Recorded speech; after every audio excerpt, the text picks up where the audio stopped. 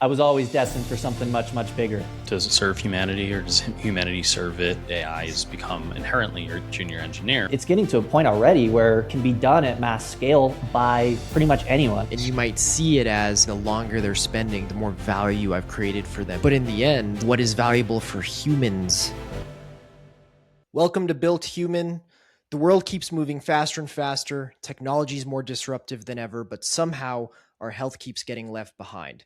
We're working that out in real time, questioning everything and amplifying what actually works. I'm Andrew, this is Jon, and today we've got Luke Larson with us. Luke is a very special guest.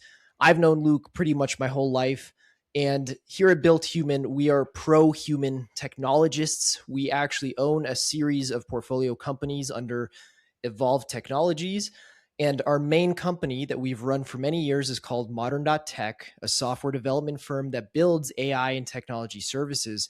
Luke is the president of Modern.tech, somebody that Jon and I work very close with every single day and who does a fantastic job building technology for all of our clients. Luke, welcome to the show. So excited to be talking to you today. Yeah, appreciate it, guys. And this one's very special for me too, because like you said, we work very closely together. So I've seen the behind the scenes of everything that goes into these episodes. And honestly, I'm just excited to be a part of it here and share some wisdom when I can. Awesome. A lot of fun. So how about we start with this, Luke? Would love to hear more about your background as a technologist and what you've built in the past. So why don't you give us some background, what you've done over the last 5 to 10 years and how it's led you to be president of Modern.tech? Yeah, great question. So we've been in technology for probably about 10 years at this point. Growing up as a kid, I grew up on a rural farm. I was always destined for something much, much bigger. So technology had a draw for me because it was an opportunity to move things forward in the world and provide convenience for a lot of people. And so we started a company up front that was helping the real estate industry with scheduling showings. It's a big problem for a lot of people where, they're making big life decisions. They're going into a new home. They're building families. And we wanted to create technology around that actually helped them. And so that was kind of my foot in the door with the technology space. As you can imagine, your first startup, there's a lot of different hats that you wear. There's a lot of different things that you learn. But what I've always been passionate about is just the business aspect of that. When it comes to building technology like that, the product side really dragged me in because you see it happening all the time where people will build technology products. They might have really great ideas, but if they can't actually gain adoption in the world, well, it doesn't actually create the impact that you want. And so my focus in our first company that we started was very much so on the product side of things, where we were working with the industry, what the market actually wanted, and building features around that. From there, it became a natural next step for us. We built some really great technology. We built a fantastic team around us who had very strong expertise, built really quality products.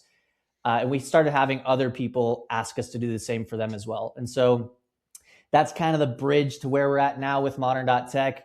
As I'm sure you can realize, there's a lot that has changed in the past year or so with AI being a lot more adopted and just progressing so rapidly. And so now with Modern.tech, that's really our focus. We're helping companies implement AI into their systems, into their products, and we're building them technology that is not just building the good ideas, right, but is actually helping them find fit in the market and actually bring that to life where, the impact they're hoping for can actually be become a reality in the world. So yeah, it's been a good fun ride for the past 10 years or so, and especially now with all the change that's happening. So Yeah, I Amazing. like you mentioned growing up on a rural farm, and one of the things we always say to each other is that we're pro-human when we build technology, that we want to make technology that works for people and makes people's lives easier, doesn't replace humans and their role in life. And I think just knowing you for so long and your upbringing, growing up at a farm, doing very honest work, the work ends when the day's done, uh, being very humble, being very down to earth, and knowing that is what matters in life, humans, people. I Yeah. think how did that translate into all of this? Because you see a lot of people Totally. who are not so down to earth, and I honestly I know we don't talk about it a ton, but whenever I talk about you, I think one of the coolest things is that work ethic, but also that humility and that genuine care. You know, one of the things we've always prided ourselves on you, especially, is being very genuine and very well meaning, and then taking a look in the mirror if, if there's conflicting emotions. And I think that expression is so important today when we are building technology and when we're building with AI and when we're doing things that could have impact in the world like this. Totally. Yeah. And, some of that I probably did learn from my upbringing a bit, but that's really how I see technology. There's so many avenues that you can build, and there are so many different purposes that technology can fill in the day to day for people. But it's really about what's going to make our lives easier as humans and make our lives better, right? Technology can be built for very nefarious reasons and cause unwanted harm to people. And so centering in on the human element of that and building that connection and actually aiming to improve people's lives or their businesses, that's really where we should be focusing our efforts on technology, because that's where we can create the most impact, right? Otherwise, we're likely to end up in a world where we're all just cyborgs and Yeah. technology takes over. And then what do we got, right? So Yeah. technology's purpose is to aid in our progression as a human species and make our lives much more better and seamless, right? Talk to me about that a little bit with your first company too, right? Like you mentioned that it aided in showings for agents and consumers, but what was the human element of it? How do you address a human problem and work towards really, scaling humanity and giving time back? It's a very good question. So there's a lot of aspects of that product that really did focus around the human element of that. When we built that product, we did a lot of market research on what do people actually want and what problems were they having, so that when we built features, it was actually focused on what they needed. One of the things we realized early on, this was something that the market told us from an agent perspective and from the more organized perspective from the MLSs, there is a big problem with home showings and the safety security aspect of it. You're meeting random people in a home for the first time. It's, there's locks on doors. There's a lot of things that could go wrong if you had a bad person you're going there to see. And so one of the aspects of it was safety, right? We built in very robust identity management. We're scanning IDs, driver's license, things like that, making sure that, there was direct integrations with the MLS that people couldn't bypass. A lot of that was just upfront. Hey, this platform not only does what you need, which is scheduling the showings and managing your appointments, but also has you in mind and keeps you safe at the end of the day. So that's just one aspect of it. There's also a lot of political things that happen in the world with different products launching, buyouts happening.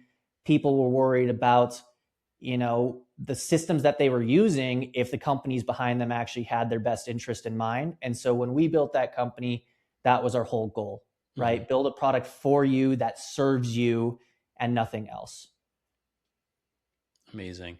And then as a builder too, Andrew mentioned this, coming from between being a farmer and being a builder, the day ends when the work is done, right? Like you follow that mantra. Tell me a little bit about how the building of Showingly really affected your lifestyle choices. I think Andrew actually said this in an earlier episode. He talked about bringing in stacks of I think it was pita, right, Andrew, where you were just eating unhealthily. Like that was Yeah. your guilt snack to get through the day. But like, how did it affect your well-being, your mental state, your sleep schedule, your dietary schedule? It's a good question. Well, at the time I was pretty young, and it's the only thing that mattered to me, right? I wanted to grow a business. Yeah. I wanted to, like I said, I was always destined for something bigger. And so that was my shot. It was my vision. It was all I had, right? I wanted to make it work. I wanted to be successful. I wanted to grow our team. I wanted to bring a good product to life, right? So yeah, when it comes to the amount of work involved, when it comes to the sleep schedules, when it comes to eating massive amounts of pita in the office from a late night, yeah, looking back on it, it probably wasn't too healthy. But at the end of the day, like we pushed through and it didn't impact me much because there was a lot of energy behind it on a personal level and it was what I wanted. You know what I mean? Yeah, totally. Totally. And then how in the modern day have you prioritized building for humanity, right? Like, so we've talked through your startups as a software development agency with Modern.tech. You have clients now. So how do you balance their well-being and building for humanity with the products that are being assigned to you and the team and sussing that out when it goes product to product? It's a really good question. So I have a very specific philosophy on this. Whenever we're going to take on a client and we're going to build a project with them, there's a whole aspect of it that most software development firms miss, and that's that initial strategy layer to it. A big component of that is actually the human element, right? So when we walk people through, hey, we're going to build this product with you, we're going to build these features, we're first starting a layer above that is the human element, and we're focusing on what actually matters to them. What do they care about? What pains do they have? So that when we go and build the product, it's actually connected to what they need. And we know it's aligned with the mission of the company and the goals of the users. If you miss that, you're missing out on a really big part of product, right? At the end of the day, it's real life humans who are going to use the technology. So it should be built with them in mind. I think if you miss that step, you're making a massive mistake. Yeah, and Amazing. I think speaking a little bit to that, it's one of those things where the pain of some of our early days taught us some hard lessons there, right? Because it's one thing to strategize until the cows come home. It's another thing to just start moving and start Unintended. getting well for yeah, for Luke until his cows come home. But I think the wisdom at the time was we have to move quickly, we have to iterate, we have to learn from real life feedback. But I think you can overdo that. And I Mhm. think these last years, learning very hard lessons, not starting with the strategy, taught some very painful and expensive lessons on why you have to take a step back. Because I've heard so many people, and sometimes successful people, come up to us and say, we need to start designing and building and just we need to ship it. We need to iterate. And it's like, look, we're not asking for months of strategy here. Like we Yeah. have things you can do to make sure that you have a strategic foundation. And that way, when we do go and we attack and we iterate, we're doing so in the best possible way. So I don't know. I think the wisdom of moving quickly isn't something you give up when you focus on strategy. It's just something you finally tune into and pay more attention to. And you're going to Mhm. learn the hard way if you don't. 100%. If you guys are into sports at all, it's the same sort of thing, right? Like teams are going to watch game film before they play the game. But when it's time to play the game, there's no more time for strategy. You're playing the game, Yeah. right? So we look at building a software product the exact same way. Invest the time in learning the playing field that you're operating within, what people actually want, how you can actually build it in a scalable way. And then when it's time to execute, your teams have what they need to actually execute, Yeah. right? Well, and I feel like you can relate this to any aspect in life too. It's like whether you're building a company, whether you're building a software or a product, whether you're building yourself, right? And I think like when after I graduated pretty decently overweight, and I decided at that point in time, I was like, oh, my body's my startup, right? Like, and kind of the way I approached it at that point in time was, I have a goal. It's to be healthier, to be athletic, to run races, right? And to eat better. And so, like, I had this goal in mind. That's where I started. And the strategy to get there was like, okay, what diet am I following? Great. Now I have that in my back pocket. When do I cheat? When don't I cheat? Do I cheat? Right? Like, I think that's a big part of it. What's my exercise regimen? Is it every day? Do I have an off day? Am I doing cardio? Am I doing weights? What does that look like? And what am I training for? Like, what are we going to build? Well, I'm trying to build the version of me that's able to run. At that point in time, I was striving to run my first Spartan race, which was only a 5K with 20 obstacles. But like for me at the time, where I was like very overweight, I treated that as a nice end goal, and like I strategized on the teams, right? I guess it would take to complete across all facets of life. So it's interesting that you say that, because I view that element of approaching a build is just very consistent across everything in life. It's very human. Yeah, totally. It relates one to one, man. Like in that scenario you gave, like you're training for a specific thing and there were steps along the way. If you did the steps out of order, Right. well, you might have had a totally different result, right? Same thing happens with product. So you should be thinking about it up front, planning out, hey, where do you want to go? And then how do we get there? Building that plan is going to set you up for success in the long run, right? You'll have Yeah. way less thrashing amongst the team. Everybody's aligned in the same direction. And you're right. It's both ways. It's with technology and it's with self-improvement. It's with your daily life. Like you should put a strategy in place so that when you actually execute, you can test against it and iterate too. Amazing. Amazing. Let's start talking about the modern day of technology. AI integrations, artificial intelligence. I think it's taken over. I want to say the last year, but it's really been the last 2 to 3 years, and every single year has been vast improvements, right? I think adoption of artificial intelligence and technology has been something close to 53%. There's a Stanford index study that quoted this, and that's faster than the internet. That's faster than desktop computers, personal computers, right? It's insane. So in this new modern era, when like innovation is exponential and it's so hard to keep up with, how do you approach that, especially when it comes to the strategy pieces, right? When it's so hard to plan for the next technology, but you have to build with it and almost ahead of it. Yeah, really, really good question. So, again, I would take this back to the strategy element of it because in a day and age where it's so much more effortless to build things quickly, it can become a trap, right? You can end up being in that same situation where you're just trying to ship fast without actually thinking about what you're shipping, how that actually is going to create impact. And so I use it as a tool for sure. Like AI is no joke. It's been around for much longer than people think and been impactful for much longer than people think. But when you're going to use it, it's important that you're using it the right way. And that comes with strong leadership on projects. That comes with good prompting. That comes with using it for the right reasons, right? There's a lot of different aspects of AI. A lot of people will think up front, well, it's just a way to get information, but you can use it to perform actions on your behalf. Like there's a lot of scope to what you can do with AI. And so when you're going to implement it, you just need to make sure that you have a strategy in place to even implement it. You're implementing it for the right reasons. And then you're taking a step back when you need to reevaluate, because otherwise you can go at rapid pace and not realize you're driving on a road and you ended up on a frontage road and now you're 5 miles to the right and you wanted to be 5 miles to the left, right? So I would take the same approach with AI. Like it's any technology, like it's here to serve us and make things better. And AI 100% does that, but you have to be using it right. Mhm. Yeah. What is building or using for the right reasons versus building or using for the wrong reasons? I heard you say that. What's the distinction in your mind? It's a really good question.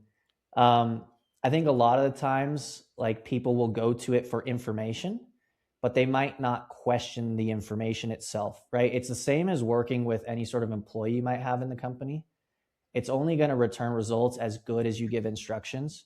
And so, an example I would maybe give is if you're just trying to go out for dinner and you ask, hey, where should I eat? Well, it might bring you up a restaurant in Florida, but you might be in Colorado. And so the result that you're getting is totally misaligned with what you actually were after. And so you have to make sure that number one, you are prompting correctly so that it has enough context to perform the actions the same way you would manage an employee. But then two, when results come back, like a lot of people are making the mistake right now of just taking it for its word and taking it as gospel, basically. Mhm. Like there can be a lot of cascading problems that come from that. At the end of the day, you need to be putting your lens on it. And does this actually make sense? Is this getting us to our goals? Is it factoring in that human element or not? Right. And so that's just like a very basic example of using something for the wrong reason or taking it for gospel. But like, you should be considering those factors when you're implementing AI, because it could also just take you like totally astray and not to where you want to go. Yeah, that's well said. I think one of the other things I've noticed is it often reveals gaps in critical thinking and exposes some of the folks who were not thinking critically to begin with. Because one of the things you start to see is that it takes critical thought to prompt AI the right way. And if somebody's not thinking critically and starts using AI, and then the AI starts to dominate their outputs, well, you can kind of tell because it will have been done the wrong way, or it will be kind of a half baked job. You know, people get AI fatigue too. If I read an M dash in anything I'm reading, I just kind of scroll past it and stop reading. I'm like, I don't even need to Yeah. read AI has this. ruined AI that wrote for me. this. Like, can't read it anymore, you know? Yeah. Yeah. Like, to the point where if I ever write anything with AI, or tell the teams who are writing anything, it's like, just literally say remove the M dashes, Mhm. because for God's sake, it just betrays that it's AI, and then you kind of think you're reading an output of an AI that someone else prompted, and it's annoying. But that can happen in other ways too, when your teams and your employees are trying to just take what you told them to do, and if they don't think critically and they just feed it into AI and give it right back to you, and you can tell, right? You can tell when someone has not thought critically and used the technology to further their thinking as opposed to let the technology replace them in doing their job. It goes back to that whole pro-human technology where you don't want to replace the human. If we did, or if we were going to, we would just fire that person and just use AI for that job, which I guess in some sense does happen. That's what technology does historically, is it technology allows less human resource to do certain things. But insofar as that you're going to have people using I think that's one of the biggest things with the industry right now, or every industry, is people need to think so much more critically so that they remain valuable and don't get replaced with AI.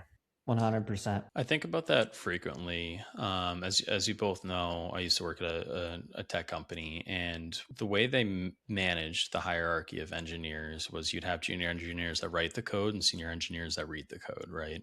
And it was always a loop where it'd be written, tested, and the senior engineer would overview and approve it essentially. Now with AI and a lot of the tools that have come out, like the AI has become inherently your junior engineer, which leaves you with two options. Does that junior engineer who previously existed, can they read the code and think critically and say, this is or isn't right, or I can or cannot debug this, and or I can make this work or I can't make this work? Do they become a senior engineer, or essentially is the critical thinking bug gone, and they can't evaluate that sort of code, right? And then it's almost, to thinking back, and I'm going to date myself, when you do book reports and you write it all using Wikipedia, and then all of a sudden, all of the terminology was changed and altered and not fact checked, and you wind up misquoting something that's incredibly crazy, right? And your paper that's heavily researched from the same source is all of a sudden like a moot point. It doesn't matter anymore because you didn't fact check the data. So I like, for another time, but I'm very curious to know how, or to dive into how the nation and world in general is changing the way that we teach critical thinking to our children, because Yeah. it's a skill that's not ever going away. Yeah, I think more than ever with the adoption of AI, companies need to place more focus on the human side of things and work with their employees to get them to understand how they should be thinking about certain things and think critically in that way. Because, yeah, otherwise, like, there could be some mass job displacement. And at the end of the day, like, it's that leadership level and understanding how to use AI and piece things together to bring the impact that is really, really going to matter.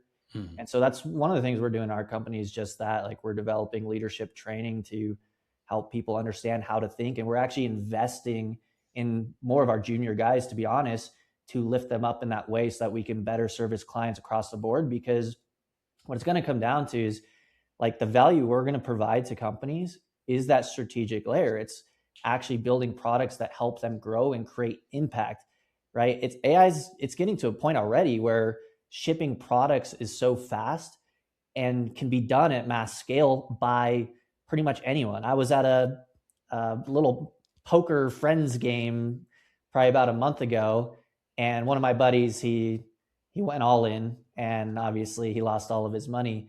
So he pulls out his computer, he's sitting on the side just playing around while he's watching the rest of the game go down. And I look over, he's got VS Code open and he's programming an app, right? So my friend at a little poker game who's never coded in his life is starting to code, right? And so I think it's going to get to the point where pushing out ideas is going to be a lot easier, and the technology itself is going to make that a lot faster.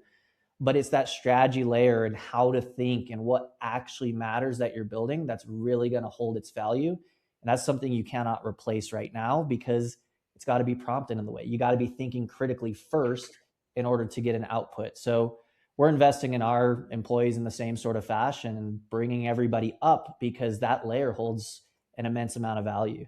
Mhm. What's next for the industry within artificial intelligence? Like, again, we've moved at such a rapid pace that it's so hard to predict. But like, in your mind, we have designed, we essentially have moved from chatbot to work assistant, right? Or really even employee in some cases, right? In the example I just kind of described for engineering, like, what's next? What do you view as just beyond the horizon? It's a good question. I think the trends that I've been seeing lately, like, it's all about how can you automate the business tasks that you're doing on a day-to-day basis, not just giving you the information, but actually performing actions on your behalf. Now, there's some debate going on about how safe and secure are certain elements of that. There's a lot of problems with prompt injecting and making sure that that's secure. But I see a lot of businesses taking their manual day-to-day things that have those lower level roles who don't really require a lot of critical thought behind them, and just fully automating those processes. It's already happening to an extent, but I think that just gets more adopted over time. Hmm. The other thing I guess I think is important with that is when you're implementing AI for those sort of functions, like, it's only as good as the data that it has behind the scenes as well. A lot of people will have tons of data or inputs into those processes, but they might be in dispersed areas or in formats that's not actually readable by the AI. And so for that to actually happen for a lot of companies, there's going to have to be a strong focus on the data consolidation and just management layer of that. But I see it as taking over like all of the mundane day-to-day tasks that are in workflows that don't actually require that strategic high-level thought behind it. I'm also kind of excited about the Optimus robots. I want someone to clean my dishes without my girlfriend yelling at me. So There I you don't know. go. Hopefully that's one that gets adopted too. I've been joking about that too. It's like, okay, you get an Optimus robot. What if it's a two-person job? And if you get two Optimus robots, and then during the day, can one be like doing other work for you? Can one be an employee for me? Like, how can I train an AI into the Optimus robot? Like, Can one it's wiggle the crazy. Slack mouse and then the other one just pour you a lemonade? Yeah. Got it. Fresh Like squeeze, where no does the sugar line added lemonade stop? to be clear. Like if I want Man, a coffee imagine refill, Yeah.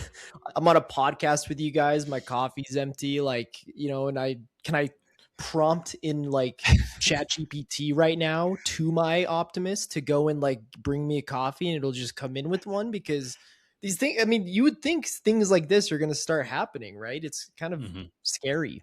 Yeah, imagine a day where an Optimus robot is prompt injecting a Claude model or something to code for you.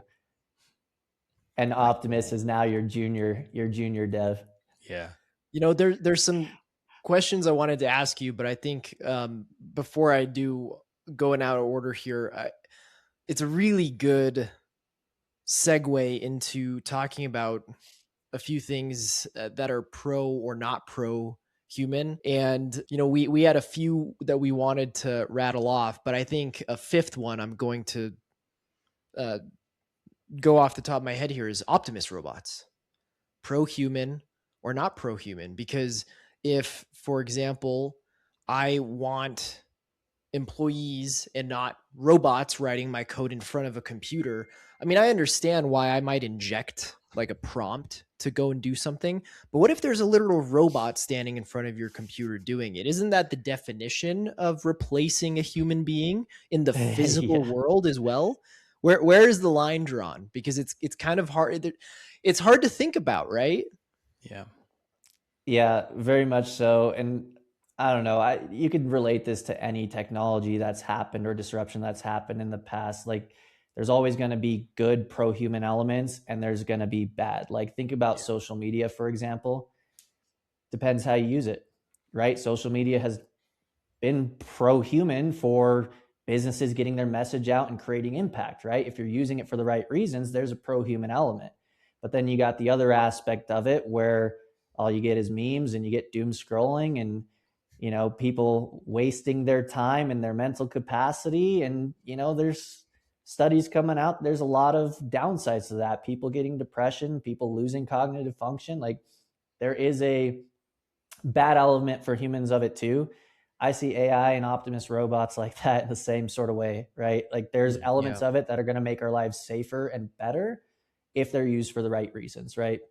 Getting It's an a Optimus really robot to sit in front of your computer yeah, and type out lines of code, I bad don't know reason. that that's going to happen. That's kind of a crazy situation. But yeah, that would be a non-pro human aspect, right? No, it's a good point, really nuanced point that it may not be that the things we're discussing are inherently bad. It may be that the application can be bad and good.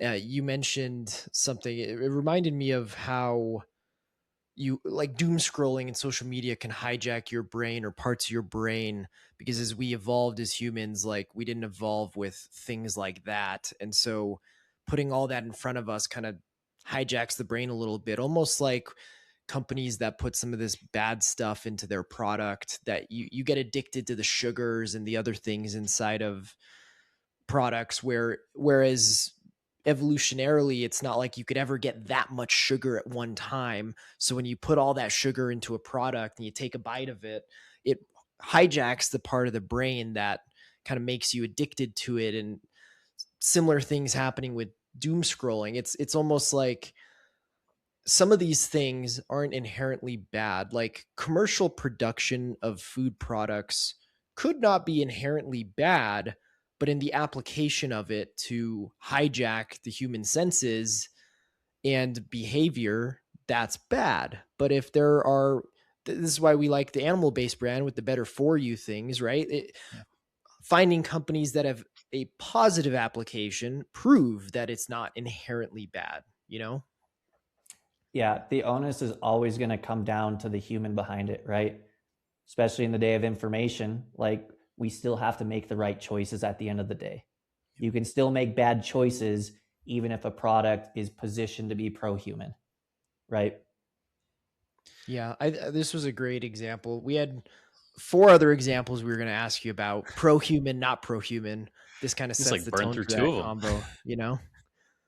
Um, Next one was AI companions and emotional support chatbots. You know, with people turning to AI for things like emotional support or spiritual guidance, relationship counseling.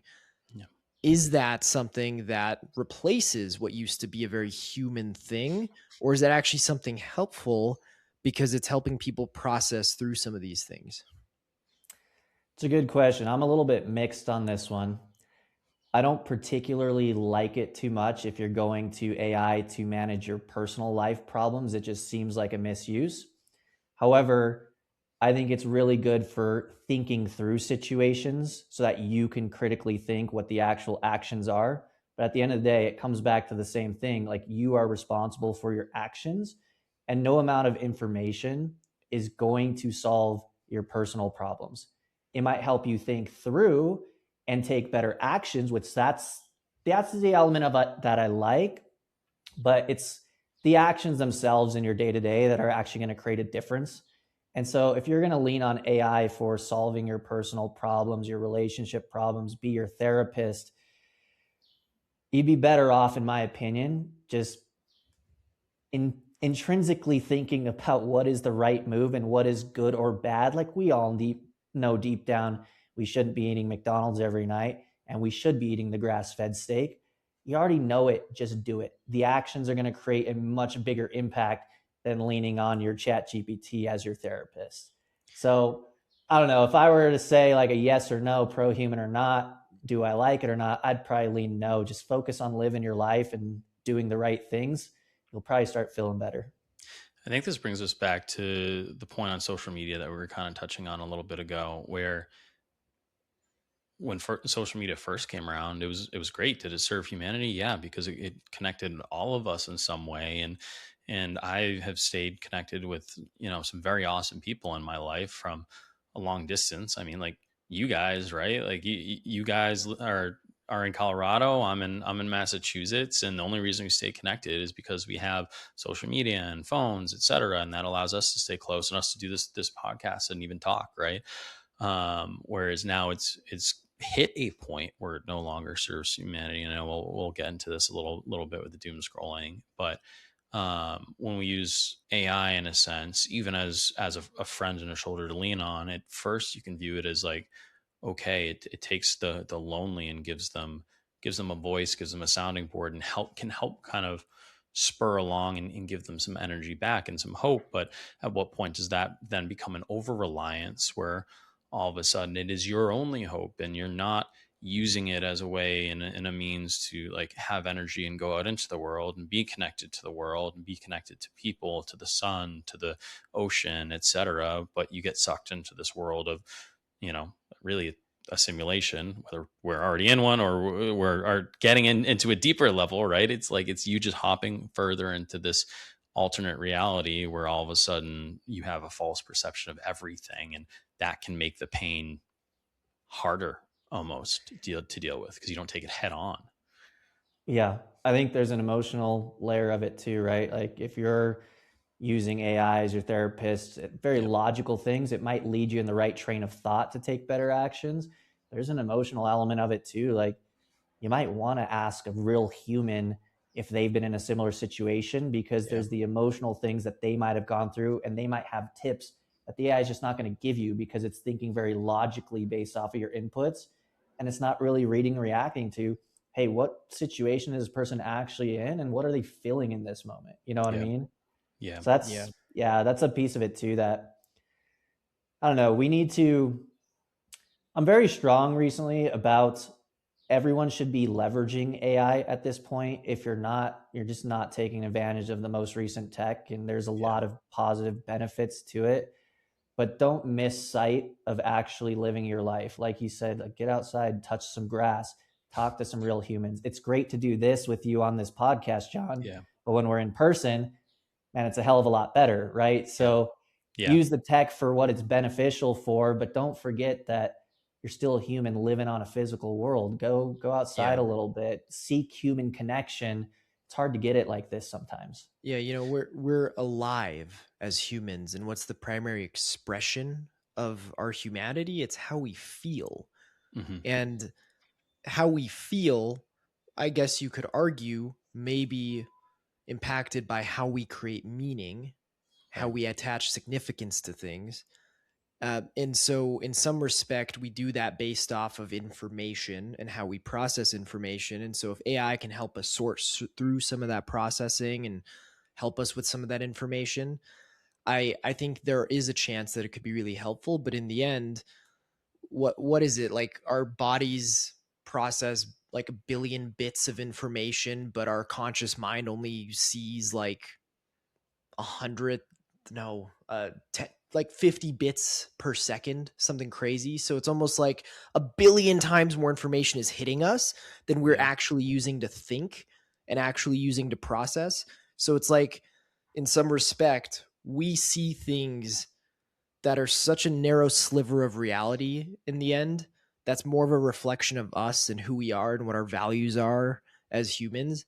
So in some respect too, it's like the AI could be self-reinforcing. Like it might be giving you the information that you have kind of already enforced for it to give you, as opposed to helping you find things that you wouldn't have otherwise found. So I think in the end, the only way around that is internal. It's considering your state of being, your who you are, internal introspection that might then lead you to find new information, whether it's from the AI or whether it's from somewhere else. So I think, in a roundabout way of saying, like, on the surface, I really want to say yes as well, but I think for that reason, I lean no as well, Luke. Beautiful. And so, for the next example of does it serve humanity or does humanity serve it? Doom scrolling and or algorithmic recommendations, right? I really shouldn't call it doom scrolling, like infinite scrolling algorithmic recommendations, right? When you're building something in a tech space, you want people to engage. You measure your KPI and DAUs, daily active users, right? How many people are actually using the product? Is it useful for people? But now we've gotten to a point where, in order to get people on the platform, engage, showing them content, we have to show them the content that they need to see.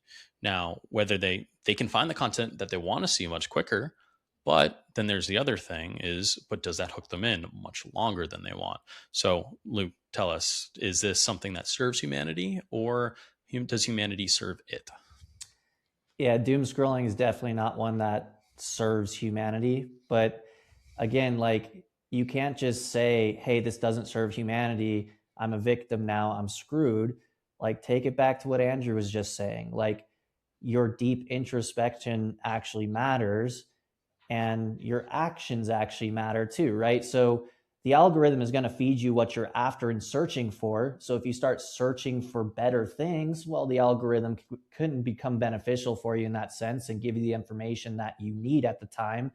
But the way that most people use the scrolling and the social media apps is not that at all, right? I've been thinking this for so long. Now my feed shows me this.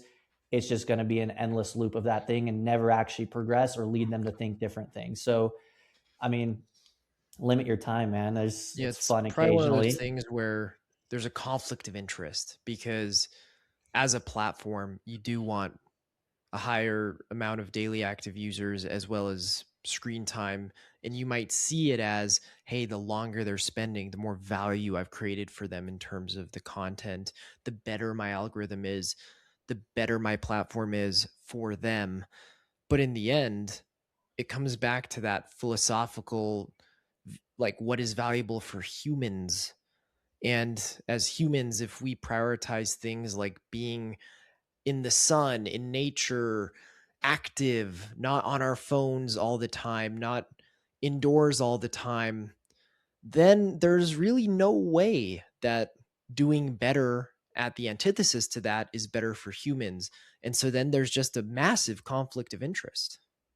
Mm-hmm. Yeah, and it's built to keep people engaged. It's built to profit, right? The actual transformation is going to happen off of those platforms. I mean, you can argue like YouTube might be a good example where, spending some time in videos can actually bring value because it's a lot longer form. There's a lot of how-to stuff going on there. But if we're talking the short clips, the scrolling, you're not going to get enough information that you can take action on in that sort of format. So the actual value you're going to get is off of that platform. So the entire platform is driven around creating profit. Mm-hmm. Doesn't have the end user in mind, right? It's how do you market? How do you grab attention? How do you keep them there? Because that's how they make money. I think there's one powerful kind of example that comes to mind as far as like solidifying for me that humanity serves the technology in this space. And it's the fact that I I'm a doom scroller on Twitter, or I guess X. It's an addiction. I'll admit that. Every single time I close the app, or at least for the last few weeks, I've like acknowledged, okay, I've just scrolled it for an hour or however long. Tell myself, and I this is in practice. I try to tell myself one thing that I've read on Twitter within that last hour. The recall's close to zero. Almost never can I actually say, oh, I read something interesting, because it's just a short bursts of attention, attention, attention, dopamine, dopamine, dopamine. And then I can never come back to, but why was any of that important? And it's funny because I used to love social media back in the day where it was a feed that it had an end. You check it once a day. It might be 10 minutes, might be 30 minutes, but it had an end. It was only the people you cared about.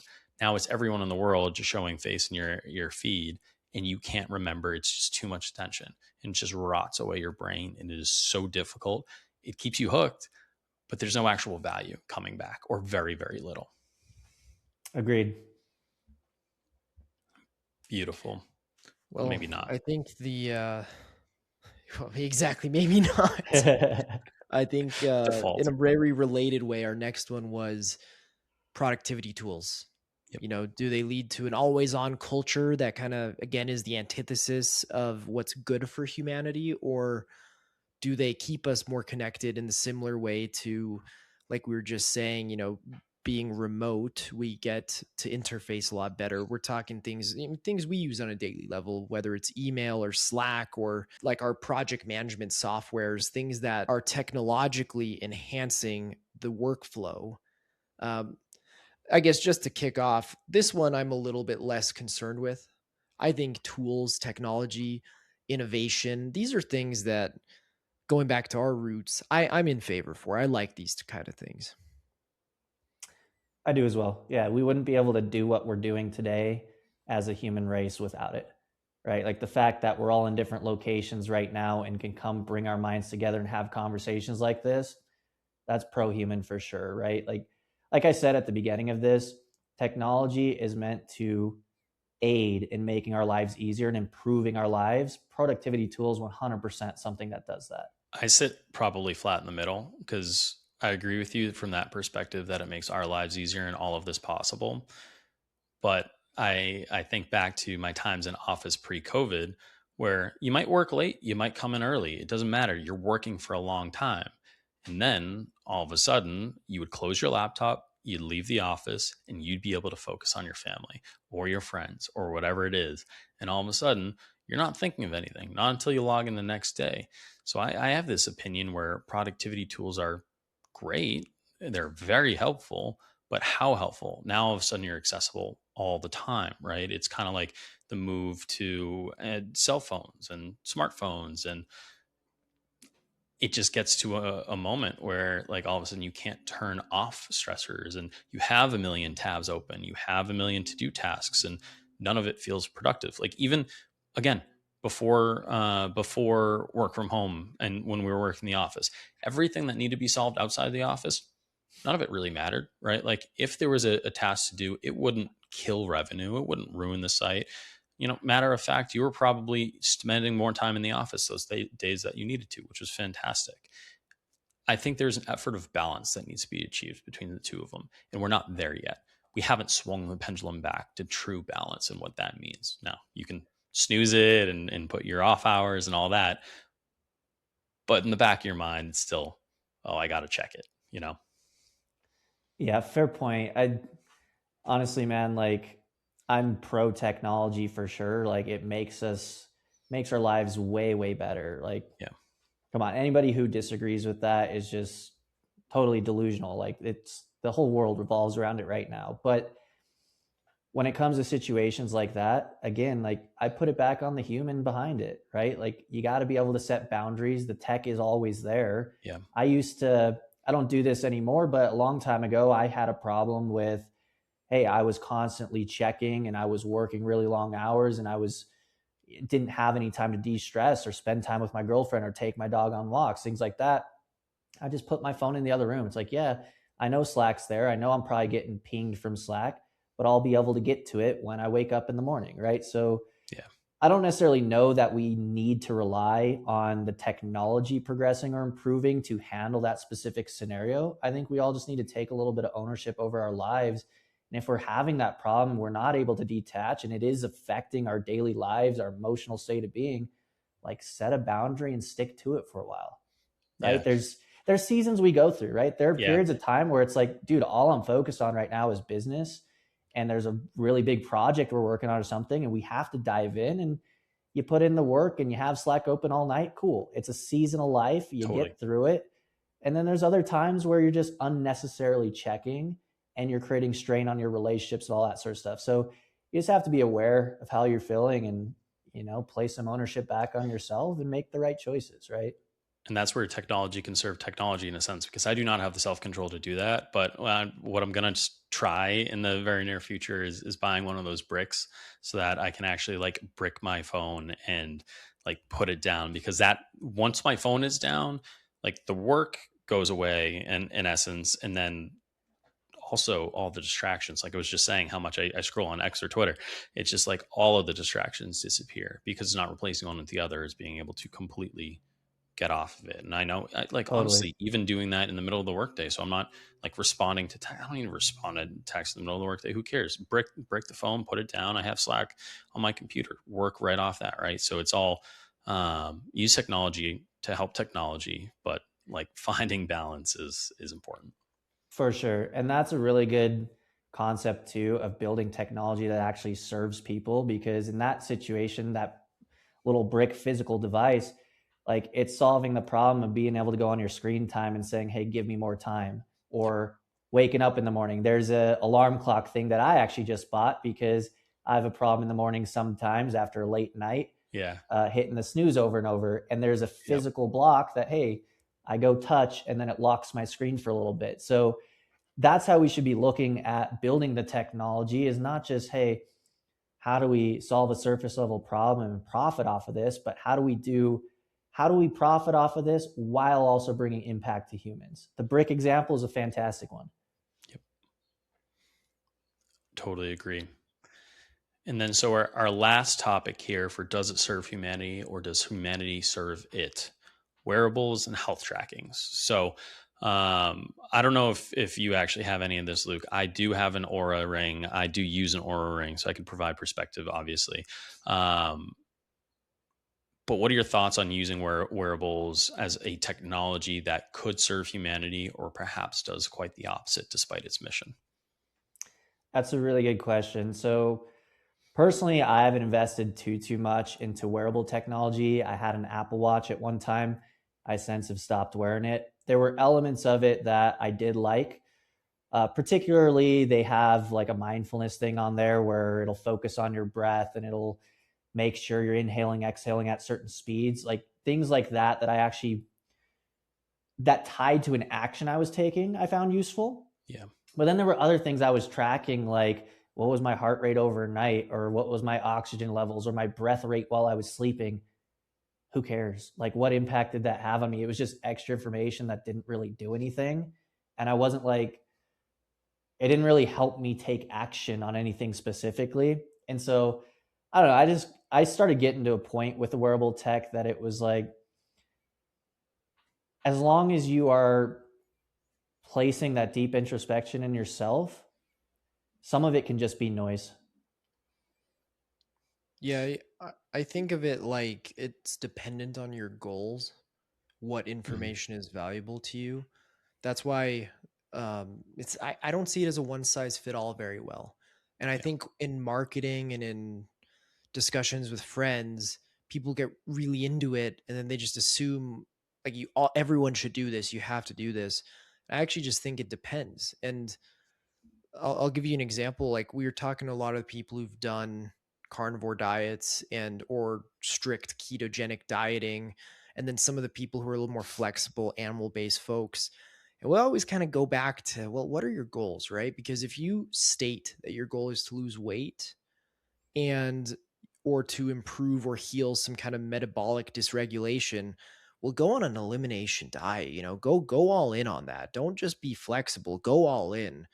And it's very similar for some of these wearables. I have to say, like, if you are training for something, if you're running every day and you're really into how you're recovering and how your performance is, then maybe some of those metrics would be really nice for you. And maybe it would outweigh whatever inconvenience or anything else that would prevent you from wanting to do it. But then if you're just living life and you feel good and you don't really care to clutter your brain with some ancillary information, then maybe it's just not a good thing for you to do. I think where I've struck a balance, because I'm not necessarily in pursuit of any such goal that would kind of make me really extract value or at least have fun with some of that information. I've settled for having an 8 sleep bed. So like at least I have this technology where when I'm sleeping, it's doing certain things that's optimizing my sleep. But day to day, during the day, I haven't brought myself to wear anything or have that constant feedback loop. Yeah. Yeah, John, I'd be curious on the Oura Ring side of things, because that's one of the ones where it's giving you a lot of data. Like, have you been able to improve your sleep using it, or you find use in it? Yeah. So I'll actually start by talking about the Apple Watch because I too had that and I used it for fitness goals. But among the same vein of at what point is technology not serve humanity any longer? It was great for tracking calories, great for like pushing myself harder. If I'd go on a run or I'd go for a workout, I would work out like say 30 more minutes or run like 3 more miles because I'm at 600 calories. I wanted to be at 750 burn. Like, screw that. Like, let's keep going. Let's find more workouts. So I use it as like a gamification tool, which was phenomenal. Now, the downside why I'd never recommend an Apple Watch for this is because I kept getting notifications on it. So no matter where I went, what I did, all of a sudden I was still very connected to everything and everyone, despite like that was my time. And so Apple Watch very quickly did not become the solution I was looking for, and has not been very very productive. I think the Whoop founder said it was intentional that they design a watch without a face, right? Like so that there's nothing to distract you, and it is purely the goals that you were trying to achieve. Now, bring us to the Aura. Obviously, it's a watch without a face, if you want to call it a watch, right? I like it a lot. I don't check it nearly as much as I should. Like check the app, and because I find there's almost too much information for me to take in, and a lot of it is like, well, what does this mean? HRV, for instance, I still don't really know what it means. I know directionally what the numbers should suggest, but it tells me that every single day, and I'm still not sure what it is. Now, I think probably the biggest benefit I've seen from it is I have sleep scores, and sleep scores directly tied to my heart rates. And I get a sense of what my heart rate becomes based on what I eat and what I drink, right? Like, for instance, my heart rate after a long weekend at a Bruins game or something similar is certainly much higher at night. And I can tell you a few reasons for that. And then the sleep score is much lower, but it's already telling me a lot I already know. But what I isn't telling me is how long it takes to or what is now telling me that I didn't already know is how long it takes to recover. For instance, right now, I think I have a sleep debt of like 3 or 4 hours, right? So I don't feel guilty for sleeping in on a Saturday or a Sunday way longer than I want to, because I need to make up that sleep debt. And then I feel a lot better. And now when I'm sleeping during the week and falling asleep at better hours, waking up at better hours, I know that it's real sleep and I'm not still catching up.